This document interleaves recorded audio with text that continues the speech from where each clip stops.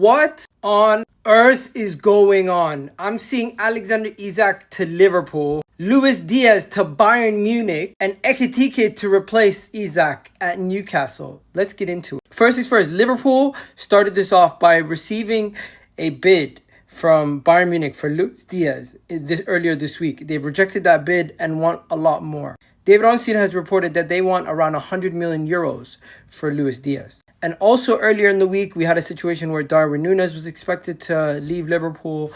And of course, Ekitike was one of Liverpool's targets.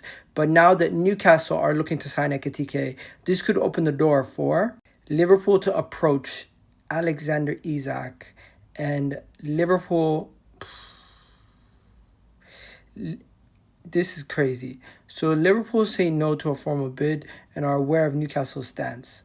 Also, this would be a deal worth in the region of 120 million. Okay, so this doesn't make sense to me. So because Newcastle have wanted to make a bid for Ekitike, Liverpool approached them to see if they can get the services of Alexander Isak.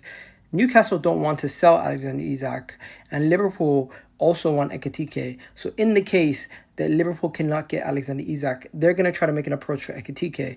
But they went to Newcastle and said, is there a possibility that Alexander Isak is going to be available for sale?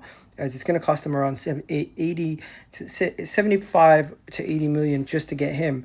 So they might as well try their best to get Alexander Isak, which would cost them around 50 million more, but is a much better player.